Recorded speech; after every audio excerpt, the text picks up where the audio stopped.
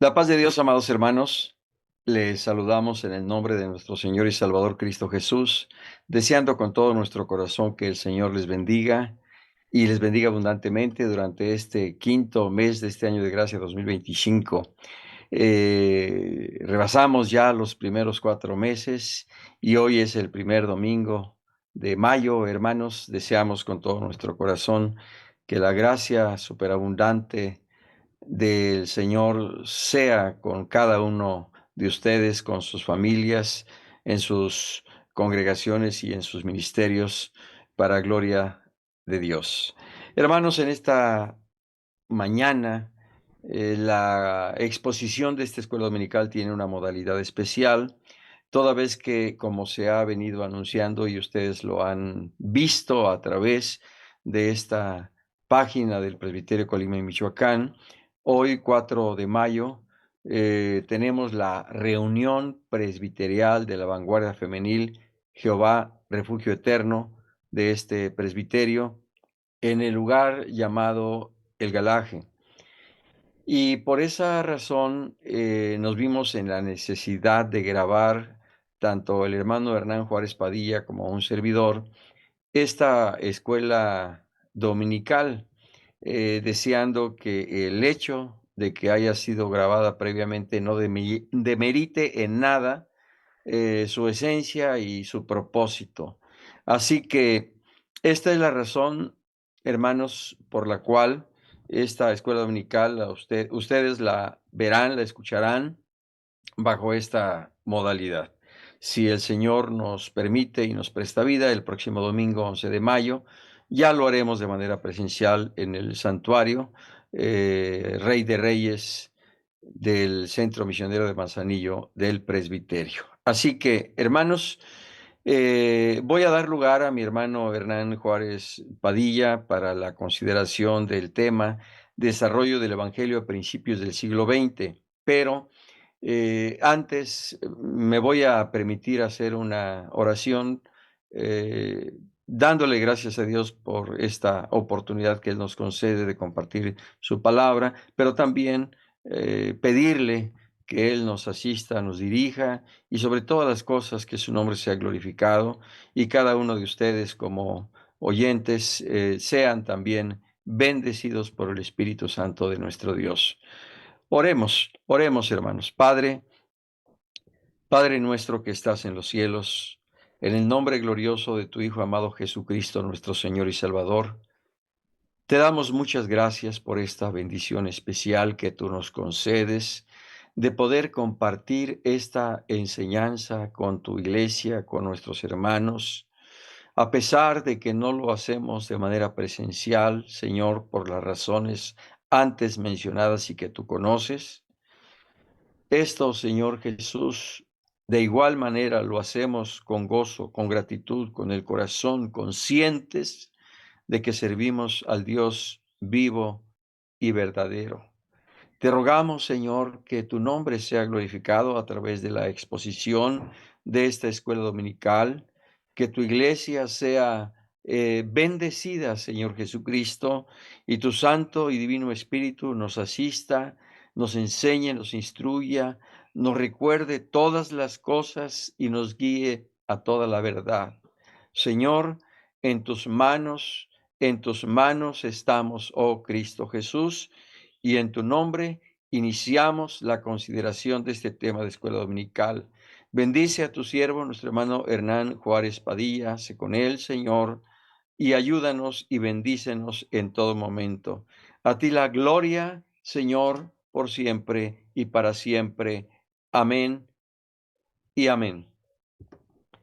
Bien, hermanos, pues entonces dejo el lugar a nuestro hermano Hernán. Hermano Hernán, adelante en el nombre del Señor Jesús. Dios te bendiga. Gracias, hermano Noé. Pues hermanos, el tema de hoy que consideraremos y corresponde a la revista Nueva Raza en las páginas 41 al 43, y es la lección número 2 correspondiente a esta fecha, 4 de mayo del 2025, en el apartado de Historia de la Iglesia, la temática Desarrollo del Evangelio en México a principios del siglo XX, para lo cual doy lectura en la carta del apóstol Pablo a los Romanos capítulo 12, verso 2. Dice así las sagradas escrituras: no os conforméis a este siglo, sino transformaos por medio de la renovación de vuestro entendimiento, para que comprobéis cuál sea la buena voluntad de Dios, agradable y perfecta. Como dije, desarrollo del Evangelio en México a principios del siglo XX. Leo para usted la verdad bíblica y la verdad bíblica aplicada. En cuanto a la verdad bíblica, dice así, hermanos: todo aquel que tiene un encuentro personal con Cristo experimenta un impacto y transformación entero de su ser. En cuanto a la verdad bíblica aplicada, alumbrado nuestro entendimiento por su Espíritu Santo, trabajemos unidos por la transformación de este mundo. Así como nosotros hemos sido impactados y transformados, de igual manera sea nuestro compromiso para con aquellos que aún no conocen a Cristo Jesús como Señor y Salvador de nuestras vidas. A manera de introducción, hermanos, en cuanto a esta temática, desarrollo del Evangelio en México a principios del siglo XX, en otras ocasiones ya hemos dado una panorámica de cómo, hermanos, ha sido la situación tanto social como política, como económica y también religiosa de nuestro país. Hemos dicho, por ejemplo, que en la época colonial, el dominio español, hermanos, no solo fue en lo político y en lo económico y en lo social, sino que también en lo religioso a través de la Iglesia Católica Apostólica Romana. Evidentemente vimos un dominio también en ese sentido. Y por lo tanto había una prohibición por toda expresión de cualquier tipo de religión que no fuera precisamente lo que hoy conocemos la Iglesia oficial. Además de eso, hermanos, también dijimos que ya en la época de independencia, hermanos, a pesar de que había una cierta libertad, aún el catolicismo, hermanos, conservaba ese poder y por varias décadas lo tuvo, lo cual hacía que el protestantismo, hermanos, no necesariamente fuera abierto, sino que de manera clandestina o de manera ilegal estuviera presente en nuestra nación.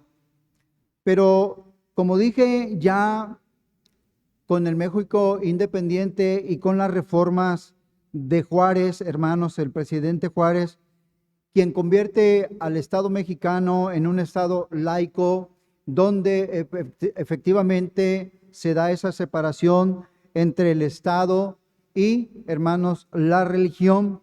Esto permite que ya a finales del siglo XIX, hermanos, se dé otro contexto y efectivamente ya para finales del siglo XIX nos encontramos con que ya habían llegado y de alguna forma teniendo presencia, hermano, iglesias como los episcopales, los bautistas, los metodistas, los presbiterianos.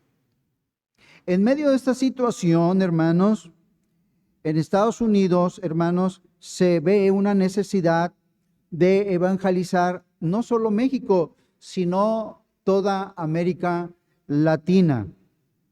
De ahí que, hermanos, el evangelio en el siglo XIX llega a México con James Thompson en el año de 1827.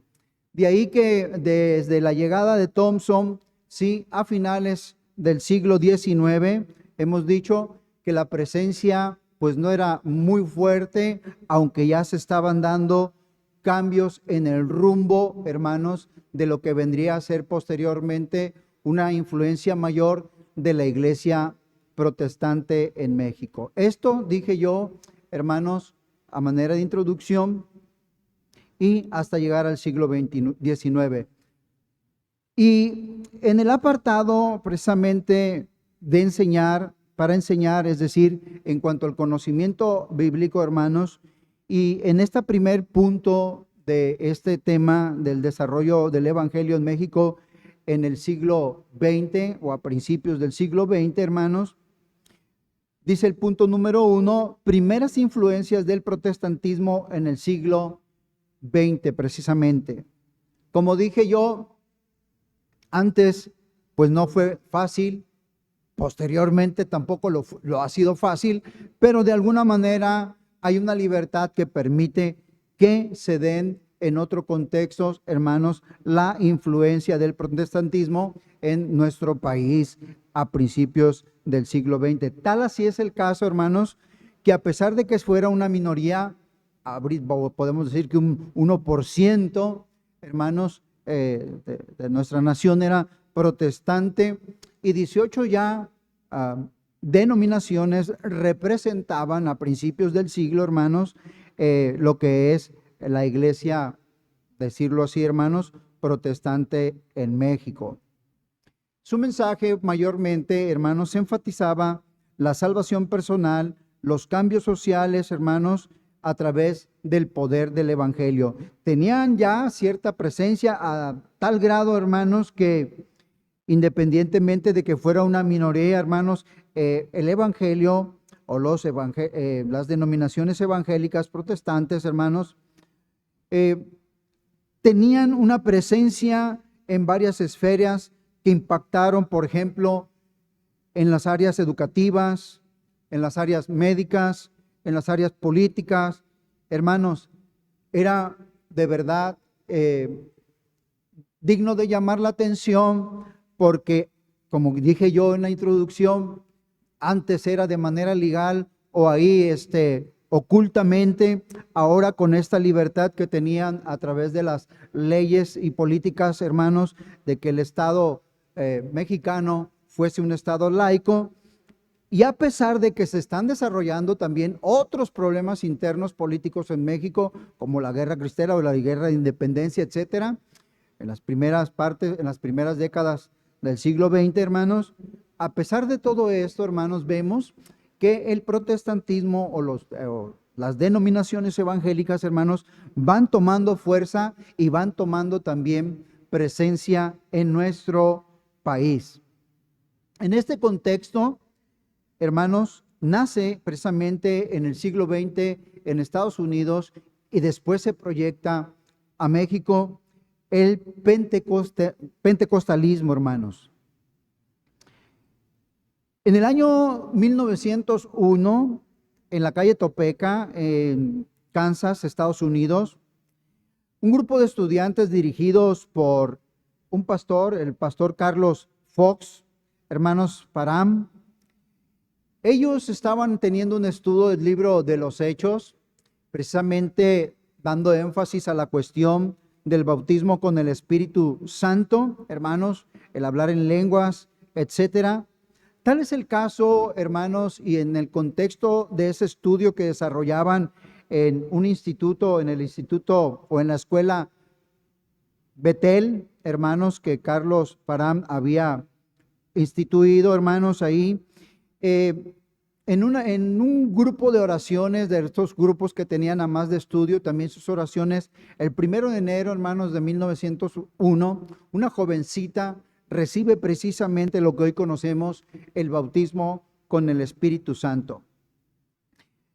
Carlos Parham da apertura en el año 1905 en Houston, Texas, hermanos, a otra escuela o instituto, hermanos, de formación de pastores, donde ahí precisamente un bautista, Guillermo Seymour, fue uno de los estudiantes en este instituto, hermanos, quien posteriormente él migra a Los Ángeles, hermanos, a California, hermanos, y él lleva precisamente a la calle Bonnie Brae el 9 de abril, hermanos, ahí, este mover que ya se desarrollaba en aquellos lugares, hermanos, Y también ahí se derrama el Espíritu Santo, hermanos. Posteriormente, a los pocos días, ellos mudan de su domicilio de la calle Bonnie Brae a la calle Azusa. Y ahí en la calle Azusa es donde se da precisamente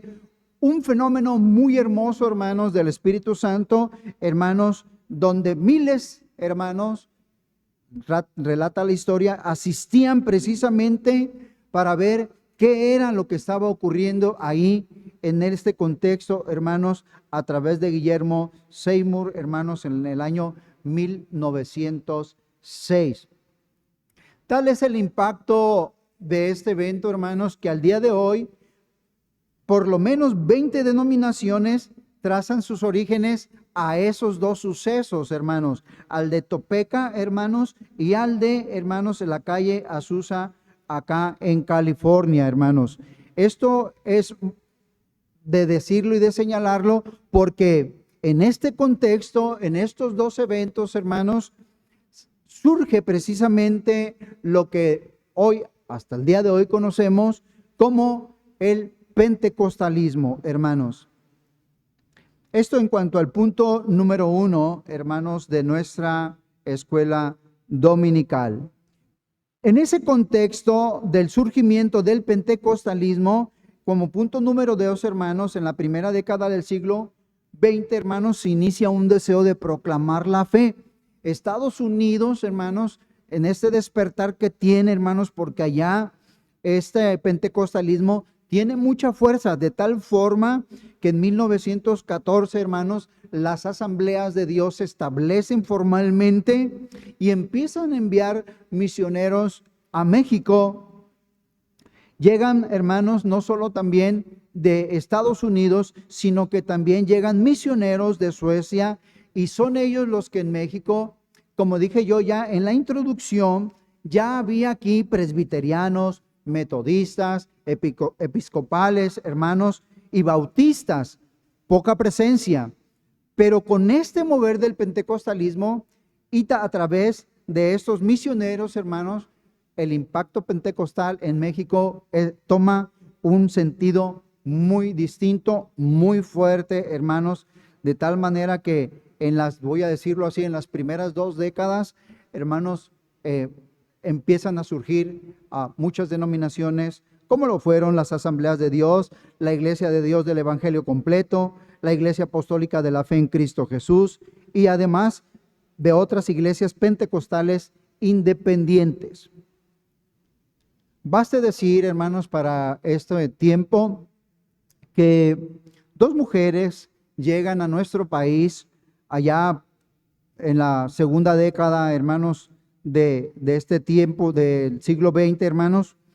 Ali Luz y Sunshine Marshall, ellas 2, hermanos, trabajan allá en el norte, en Monterrey, y son quienes a través, aunque ellas son de otro corte episcopal o anglicanas, hermanos, ellos posteriormente entran al movimiento pentecostal y son quienes precisamente en Monterrey, hermanos, a través de las Asambleas de Dios, establecen una iglesia en aquel lugar. Ya en 1914, como dije, en Estados Unidos estaba establecido, y ese mover llegó también en 1916 en Sonora, y ellas acá por el lado del norte, hermanos, en Monterrey, hermanos, también establecen lo que son a través de las Asambleas de Dios. Otra misionera que, digamos, tiene presencia e importancia y está considerada como la tercera misionera en México, hermanos, y su importancia trasciende también en el hecho de que tiene como colaborador a un mexicano, David Ruesga, hermanos, quien trabaja con ella y empiezan a tener mucha influencia también a través del pentecostalismo, hermanos, aquí en México, de tal forma, hermanos, que posteriormente, cuando se separa de Anna Sander, David Ruesga, hermanos, precisamente funda la Iglesia de Dios en la República Mexicana. Tan así que es reconocido precisamente como el fundador de esta denominación. Y pues junto con Ana, ellos establecen varias denominaciones, de alguna manera, congregaciones, quiero decir, de las asambleas de Dios, pero David Ruesga, él establece en México el llamado Templo de la Fe en Jesucristo, que hasta el día de hoy pues tienen presencia. La Iglesia de Dios en la República Mexicana a través de este misionero mexicano, ya propiamente influido precisamente por esta mujer, Ana Sander.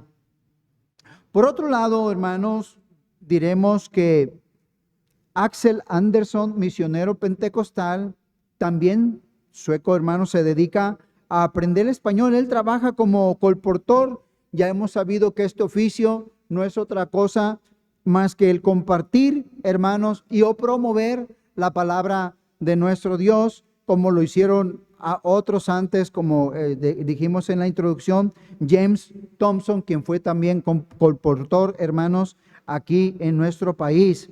Y él también, hermanos, empieza a trabajar, aprende español y empieza la obra misionera también, hermanos. Y todas estas personas, Ali Luz, Sunshine Marshall, Anna Sander y Axel Anderson, tienen una gran influencia, hermanos, que a causa de su trabajo, precisamente ellos se van formando muchas denominaciones pentecostales. Para junio de 1992, Axel ya estaba en la Ciudad de México y construye precisamente el primer templo, hermanos, allá en la Ciudad de México. Su trabajo influye en la aparición de muchas iglesias, denominaciones, hermanos, pentecostales. Entonces, en este contexto también, hermanos, y el punto número 3, que ya correspondería al siervo de Dios, nuestro hermano Noé Díaz Alfaro, a quien dejo precisamente el lugar, entenderemos que en este contexto y en esta, digamos, influencia extranjera de misioneros, hermanos, es como también nuestra amada ICR surge para gloria de nuestro Dios. Bueno, hermanos, gracias le damos al Señor por la reflexión que nuestro hermano Hernán ha hecho respecto a lo que es efectivamente el desarrollo del Evangelio a principios del siglo XX. Conscientes estamos que lo dicho por nuestro hermano Hernán, de acuerdo al tema que aparece en la revista Nueva Raza, es algo muy resumido, es prácticamente una mega síntesis de lo que comprende precisamente el desarrollo del Evangelio a principios del siglo XX. No obstante, creo que lo expuesto nos da una idea clara de lo que fue no solo el surgimiento, el crecimiento y desarrollo de la obra del Señor en nuestra patria, sino la obra, sobre todas las cosas, del Espíritu Santo. Y de ello damos honra y gloria al Señor. El punto número 3, hermanos, tiene que ver con los antecedentes de la Iglesia Cristiana Interdenominacional. Y tenemos simplemente como base bíblica para la consideración de este punto 3 lo dicho por el apóstol Pablo en Filipenses 1, 3 al 6. En uno de sus versículos, usted lo recuerda, dice el apóstol: el que comenzó en vosotros la buena obra, la perfeccionará hasta el día de Jesucristo. Si vamos a considerar en este punto 3 lo concerniente a los antecedentes de nuestra amada iglesia, no podemos descontextualizar su surgimiento no solo de lo que es el desarrollo de la iglesia cristiana evangélico en el contexto general, sino también en el contexto nacional. Y creo, hermanos, que lo dicho no solo en la introducción, sino en el punto 1 y en el punto 2 ya señalados, no se ubican efectivamente en ese contexto histórico, en ese contexto social y digamos como una referencia más comprensible en ese contexto religioso. Así, en ese contexto histórico, social y religioso que se da a principios del siglo XX en México, es que empieza a surgir, hermanos, lo que vendría a ser después nuestra iglesia cristiana interdenominacional. Para ello, hermanos, debemos recordar que de acuerdo a las fuentes históricas elementales y básicas que tenemos como iglesia, debemos recordar que por el año de 1920, varias familias de diferentes denominaciones llegan a un lugar conocido en ese entonces como la ladrillera. Ahí se reúnen en casas en un ambiente de cordialidad cristiana. Repito, hermanos, para dar paso a este punto, necesitamos, insisto, recordar y tener en cuenta lo dicho por mi hermano Hernán Juárez Padilla en los puntos 1 y 2, porque esto sirve de base, efectivamente, para la consideración y comprensión de este punto 3. De ahí que ahora nos parece más comprensible el por qué hermanos cristianos, creyentes de diferentes denominaciones se reunieran, repito, en ese lugar conocido como la ladrillera en aquel entonces, ahora la colonia Portales.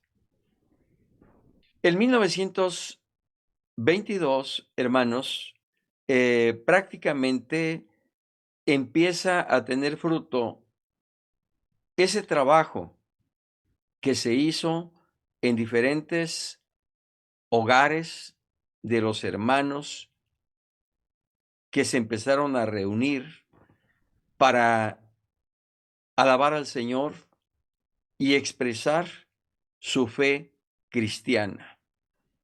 Así surgen muchas de las congregaciones hoy día. Y esto, como podemos apreciarlo, incluso en el libro de los Hechos de los Apóstoles, en la primera carta que el apóstol Pablo escribe a los Corintios, en Colosenses, encontramos referencias bíblicas de cómo el Evangelio nace precisamente en los hogares, en las casas de los creyentes que disponen su hogar, su tiempo, su vida para la proclamación del Evangelio, a fin de que las almas sean salvas. Esa misma referencia histórico-bíblica que tenemos en la Sagrada Escritura es la referencia histórica que tenemos como iglesia, porque así es, efectivamente, como empieza a surgir esa pequeña semilla de mostaza que posteriormente vendría a ser la iglesia cristiana interdenominacional. En el año de 1922, es decir, 2 años después de que los hermanos empezaron a reunir en diversos hogares, más allá de las diferencias denominacionales por cuestiones de carácter, sobre todo litúrgico o cultural, los hermanos acuerdan constituir la Iglesia Nacional Evangélica Unida Mexicana. Iglesia Nacional Evangélica Unida Mexicana. Para tal efecto, se nombra un cuerpo directivo responsable y algunas comisiones que harían posible no solo la organización, sino la programación de diversas actividades, por incipientes que éstas fueran. Ese cuerpo directivo es el que establecía las diversas actividades que se llevarían a cabo por los hermanos que se empezaron a reunir en la calle de Bremen, en la Ciudad de México. Sin embargo, hermanos, sin embargo, esas pequeñas diferencias litúrgicas o cultuales, por ser hermanos de diferentes denominaciones, empezaron a cobrar la factura, por llamarlo de alguna manera. Si bien al principio se pensó que habían sido superadas, bastaron 2 años para darse cuenta que no era así. Y por ello, en septiembre de 1924 se acuerda la disolución de la Iglesia Nacional Evangélica Unida. Y ese templo, que con mucho esfuerzo, por modesto o sencillo que haya sido, ese templo que se construyó, sin entrar en mayores detalles, esa pequeña congregación que emergió a partir de 1922 como Iglesia Nacional Evangélica Unida Mexicana, se extinguió, es decir, desapareció para efectos oficiales. Y ese templo quedó adscrito a la Iglesia Metodista de México.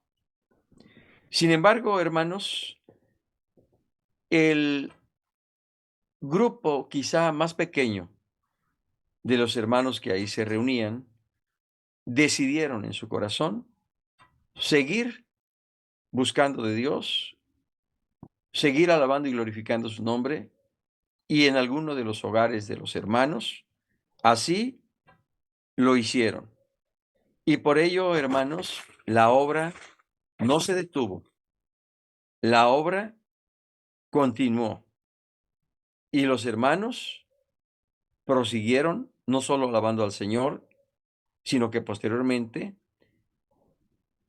Dios les permitió la adquisición de un terreno, la construcción de un templo, para dar lugar a una iglesia de la cual hablaremos, si el Señor nos permite, en el próximo tema dentro de este mismo trimestre. Pero de una manera muy resumida también, hermanos, a través de estos puntos o incisos que las diapositivas nos han presentado, queremos dejar constancia cómo va surgiendo nuestra iglesia cristiana interdenominacional dentro de todo el contexto histórico que se da del protestantismo en México en el siglo XX y sobre todo en las 2 primeras décadas de este siglo XX. Así las cosas, hermanos, repito, los hermanos decidieron seguir reuniéndose en el hogar de alguno de ellos, siguieron buscando al Señor para después constituirse como iglesia cristiana interdenominacional, de lo cual, repito, hablaremos, si el Señor nos permite, en nuestro tema siguiente. para redarguir, para corregir el error. Creo, hermanos, que la referencia bíblica que nos muestra, de manera particular, el apóstol Pablo en la iglesia de Corinto y lo que se vivió o sufrió en aquel primer grupo de los años del 1922 a 1924, nos muestra una idea muy clara de las consecuencias que trae consigo las diferencias, las desavenencias y las diferentes corrientes doctrinales o cultuales en un mismo grupo cuando no somos capaces de superar en Dios esas diferencias, esas desavenencias o esa diversidad cultural denominacional. Y cuando esas diferencias prevalecen, entonces se afecta la unidad del cuerpo de Cristo y se retrasa el crecimiento de la iglesia del Señor. De ahí que el apóstol Pablo haya sido muy claro cuando él escribe su primera carta a los Corintios, a los cuales incluso califica en pocas palabras como carnales por todo lo que se vivía dentro de la misma congregación. Pleitos, disensiones, murmuraciones, críticas, pecados, acusaciones, etcétera, etcétera. Bueno, eso impide, repito, no solo la unidad, sino aún el crecimiento del cuerpo de Cristo, que es la iglesia. Y eso no solo es una mera referencia histórico-bíblica, sino que es algo que se vivió y sufrió, insisto, en ese periodo de 1922 a 1924. Y es algo, usted lo sabe, que todavía hoy se vive, se sufre y se padece en algunas congregaciones cuando no somos capaces de superar en Dios las diferencias entre uno y otro congregante. ¿Qué hacer? Bueno, la palabra de Dios en los capítulos 12 y 13, el apóstol de Romanos, de la epístola a los Romanos, el apóstol Pablo nos señala claramente, hermanos, lo que tenemos que hacer como cristianos e hijos de Dios para superar esas diferencias. Y cuando nosotros nos sometemos a la revelación divina que por el Espíritu Dios nos da a través de su palabra, entonces, no por nosotros, sino por el Espíritu que está con nosotros y en nosotros, no solo enfrentamos, sino superamos en el nombre del Señor cualquier discrepancia, diferencia o divergencia que pudiera haber entre los miembros del cuerpo de Cristo. Así que cuando surjan esas diferencias o si en la congregación en este momento se padecen esas divergencias, leamos con el corazón los capítulos 12 y 13 de la epístola del apóstol Pablo a los romanos, por no citar otros pasajes bíblicos más, como Juan 17, 22 al 24, Efesios 4 del 1 al 6, etcétera. ¿Qué decir de la epístola a los Efesios, la epístola a los Colosenses, donde se nos muestra efectivamente cómo debemos vivir conforme a la nueva vida que hemos recibido de Cristo? Y cuando nos vestimos y nos revestimos como escogidos de Dios, entonces podemos, repito, no solo enfrentar, sino superar cualquier diferencia que afecte la unidad y el crecimiento de la iglesia, del cuerpo de Cristo. para corregir, para enderezar la dirección. Quizá surja esta pregunta: ¿por qué tardó tanto tiempo en llegar el evangelio a nuestra patria? El evangelio, por supuesto, auténtico, verdadero. ¿Por qué hacemos énfasis en el evangelio verdadero y auténtico?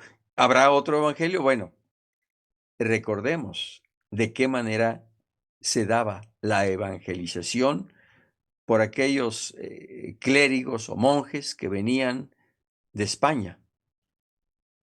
No era ese evangelio verdadero, auténtico y bíblico, tal como nos lo ha revelado nuestro Señor Jesucristo a través de su palabra. Y por eso, esta reflexión: ¿por qué tardó tanto tiempo en llegar? Bueno, cada uno pudiera tener diferentes consideraciones, pudiera hacer diferentes reflexiones y diferentes opiniones. Sin embargo, en Dios las cosas, en el tiempo de Dios, no surgen antes ni después, sino en el momento en que Dios así lo ha determinado. Y por ello, le damos gracias a Dios más que por llegar temprano o tarde, llegó. Llegó en el tiempo de Dios, y Dios, en su bondad e infinita misericordia, hizo posible, efectivamente, que el evangelio auténtico, bíblico, genuino, se predicara en nuestra amada patria. Y por ello, hermanos, por ello, efectivamente, lo que dice el salmista: generación a generación celebrará tus obras y anunciará tus poderosos hechos a través de la predicación del evangelio. Así que, ¿qué es lo que tenemos que hacer ahora? Predicar y practicar el evangelio bíblico, el evangelio genuino, el evangelio que el Señor nuestro Jesucristo predicó y practicó. Y en la medida en que esto hagamos, el evangelio seguirá ganando almas para el reino de Dios. El evangelio, que es poder de Dios para salvación a todo aquel que cree, seguirá surcando esa tierra árida en los corazones incrédulos, incircuncisos, pero que por el poder de la palabra serán transformados y convertidos en una tierra nueva, en una tierra fértil para la gloria del Señor. Dice Apocalipsis 3:11: he aquí yo vengo pronto, dice el Señor, retén lo que tienes para que ninguno tome tu corona. Retengamos, amados hermanos, la palabra que hemos recibido del Señor. Retengamos la enseñanza, la doctrina, el ejemplo de nuestro bendito Salvador, y sigamos en la línea que Él nos trazó. Ese es el camino, y es el camino que debemos seguir, no solo como cristianos, sino también como iglesia, para instruir, vivir como a Dios le agrada. Cuando el evangelio efectivamente se empezó a predicar, hermanos, no solo durante la primera, sino también durante la segunda década del siglo XX, debemos decir a ustedes que para el año 1913 los evangélicos habían establecido más de 600 escuelas primarias, secundarias, normales, seminarios teológicos e institutos bíblicos, superando así incluso a las escuelas católicas en algunas regiones. Varias de las instituciones evangélicas gozaban de mucho prestigio, destacándose en áreas como medicina, abriendo hospitales y clínicas y mostrando, sobre todas las cosas, amor, pasión y entrega por la obra de Cristo Jesús. Y esto, amados hermanos, hizo posible no solo el crecimiento de la iglesia, sino la multiplicación de congregaciones.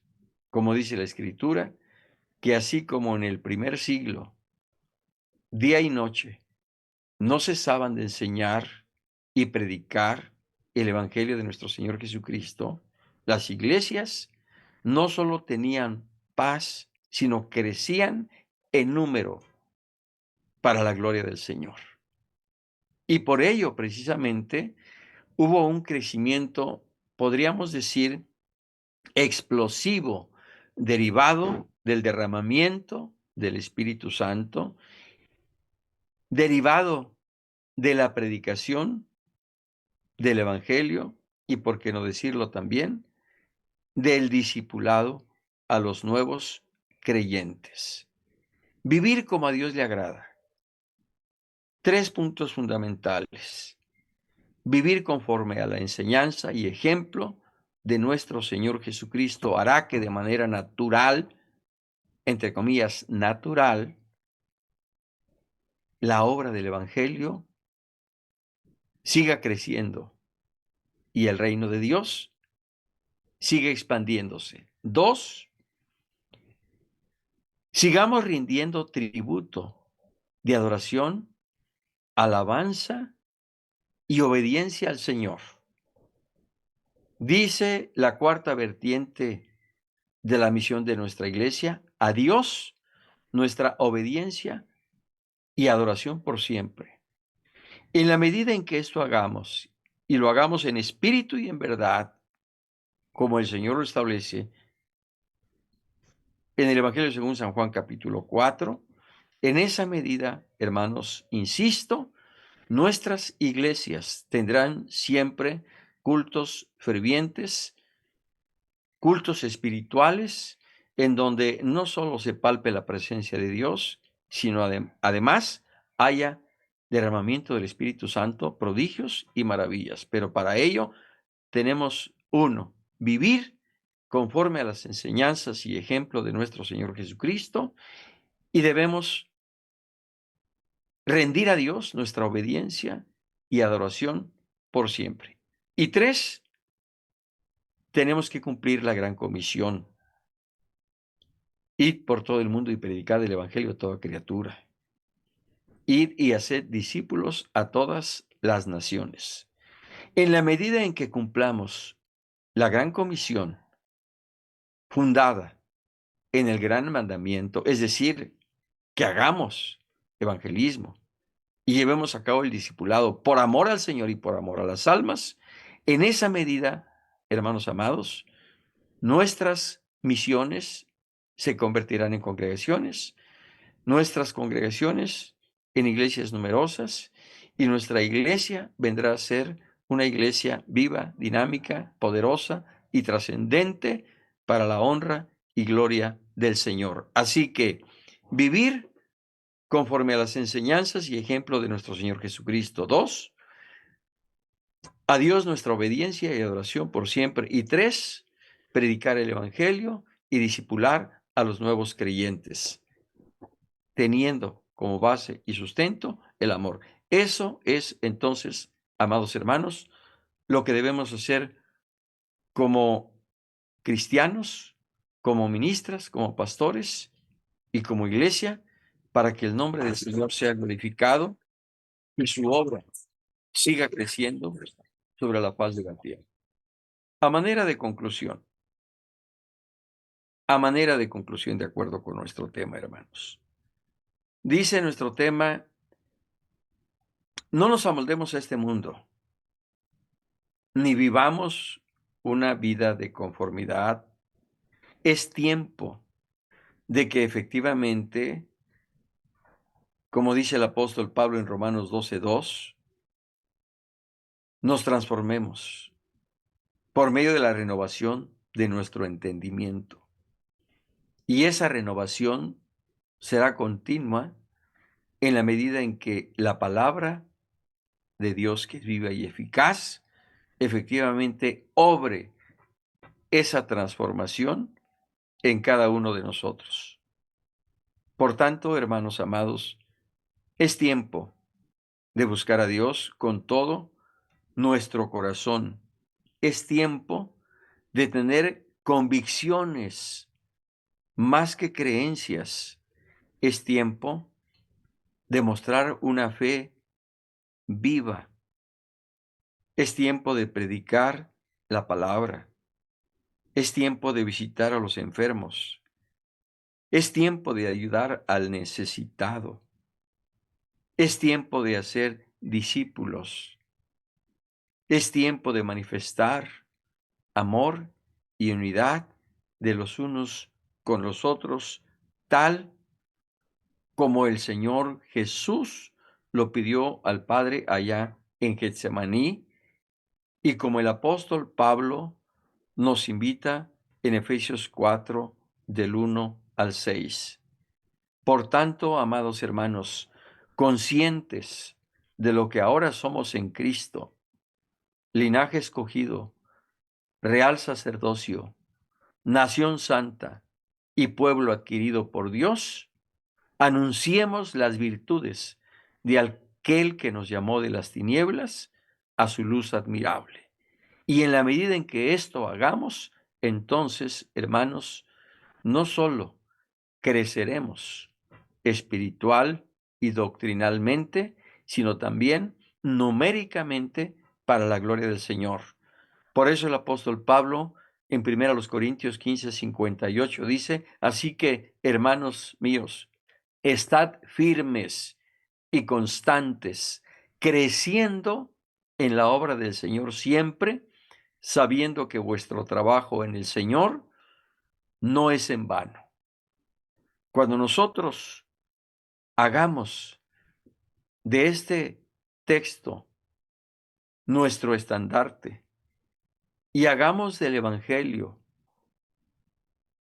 y de la bandera de la cruz la esencia de nuestro mensaje y de nuestro trabajo evangelístico, entonces, hermanos amados, como iglesia, creceremos y honraremos al Señor, porque para esto nos llamó y nos estableció como iglesia aquí en la tierra, para que seamos columna y baluarte de la verdad, para que seamos la luz del mundo y la sal de la tierra, y para que el mundo crea que Jesucristo es el Hijo de Dios, el Salvador del mundo. Oremos. Padre, Dios del cielo y de la tierra, te damos muchas gracias con todo nuestro corazón, porque en tu infinita bondad y misericordia tuviste a bien manifestar tu gracia salvadora a nuestra amada patria, cuando en los albores del siglo XX tú dispusiste de medios diversos, quizá incomprensibles, quizá inesperados para muchos, pero tú hiciste posible que el Evangelio llegara a nuestra amada patria, el Evangelio bíblico, el Evangelio verdadero, el Evangelio auténtico, el Evangelio cuyo centro y corazón es Cristo y el Cristo crucificado, pero también resucitado y ascendido a los mismos cielos. Gracias, Señor, porque hiciste posible esta misericordia para con nuestra amada patria. Gracias, gracias, Señor, porque en los albores de los años 20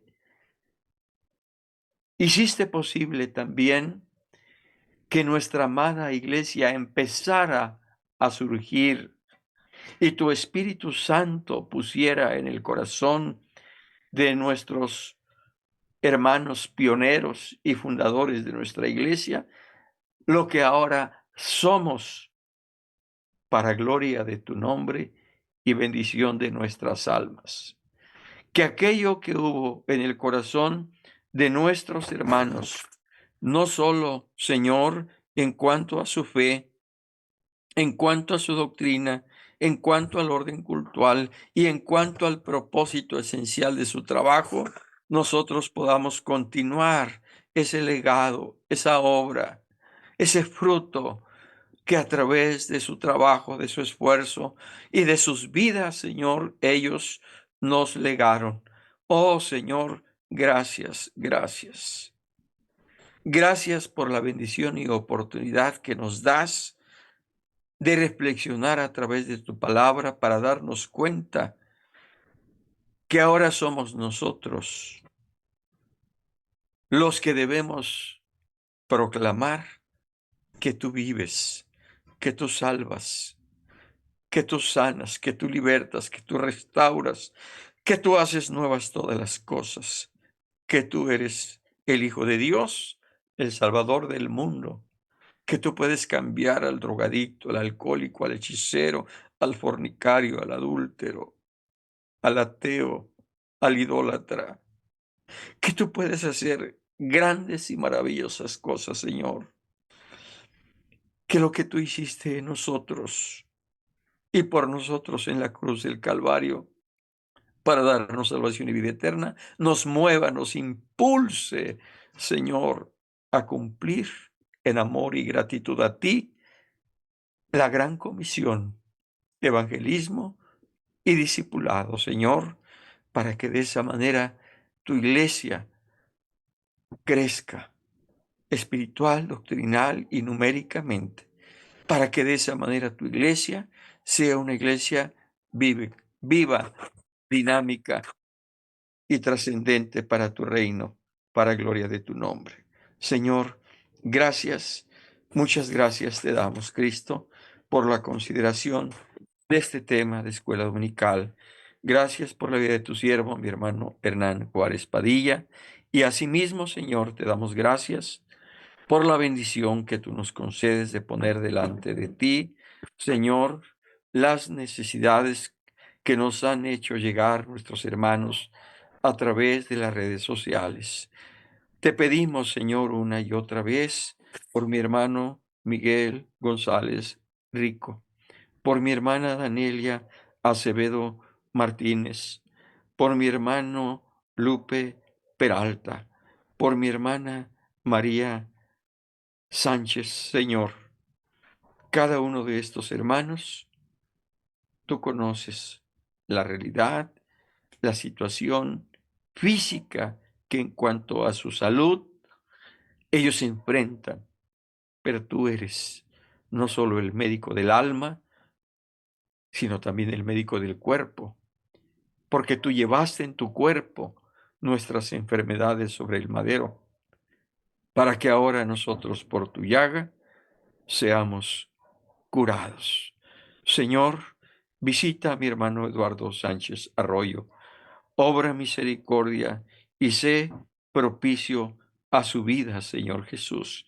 En tus manos está la vida de tu Hijo y de la familia, Señor Jesucristo. Asimismo, oh Dios del cielo y de la tierra, te rogamos que nos ayudes, que muevas nuestro corazón a buscar tu rostro, porque en algunas semanas más estaremos no solo recordando tu ascensión a los mismos cielos, sino también recordando el derramamiento de tu Espíritu Santo como sello distintivo del surgimiento de tu iglesia, Señor Jesús. Prepara nuestro corazón, santifica nuestras vidas y derrama en nosotros no solo espíritu de gracia, sino de oración, para que busquemos vehementemente el cumplimiento de tu promesa en nuestra vida, en la vida de tus siervos, de tu iglesia, y que lo que tú prometiste a través de tu siervo, el profeta Joel 2:28, y que cumpliste, Señor, allá en Pentecostés, siga siendo una promesa que se cumpla día a día hasta que tú vengas por nosotros, Señor Jesús. Ayúdanos, guárdanos, bendícenos, asístenos. Gracias por nuestros hermanos que a través de las redes sociales han compartido este tema de escuela dominical. Allí donde están, Señor, visítalos, abrázalos. Envuélvelos, Señor, en tu comunión, en tu presencia y en tu bendición. Gracias, Dios del cielo y de la tierra. Gracias te damos, Señor, por el campamento infantil que nos permitiste realizar el fin de semana pasado. A ti la gloria, honra y alabanza. Gracias por esta reunión de la vanguardia femenil Jehová Refugio Eterno. Gracias por los trabajos espirituales que tenemos en puerta a nivel local, centro misionero, o zona o presbiterio, Señor. Ayúdanos por amor a tu nombre. Oh Señor Jesús, gracias, gracias. Muchas gracias te damos por tu divina presencia. A ti la honra, gloria y alabanza por siempre, mi Señor y Salvador. Oh Cristo maravilloso, ahora te decimos en plena certidumbre de fe y con plena convicción en nuestro corazón, como dijera tu siervo el salmista, el rey David: Jehová es mi pastor, nada me faltará. En lugares de delicados pastos me hará descansar, junto a aguas de reposo me pastoreará. Confortará mi alma, me guiará por sendas de justicia, por amor de su nombre. Aunque ande en valle de sombra de muerte, no temeré mal alguno, porque tú estarás conmigo. Tu vara y tu cayado me infundirán aliento. Aderezas mesa delante de mí, en presencia de mis angustiadores. Unges mi cabeza con aceite, mi copa está rebosando. Ciertamente el bien y la misericordia me seguirán todos los días de mi vida, y en la casa de Jehová moraré por largos días. Amén. Hermanos, la gracia del Señor Jesucristo, el amor de Dios y la comunión del Espíritu Santo sean con todos vosotros. Amén y amén. Que Dios les bendiga a todos, hermanos amados. Gracias, gracias a Dios por sus vidas. El Señor sea con cada uno de vosotros en vuestros respectivos hogares. La paz de Dios.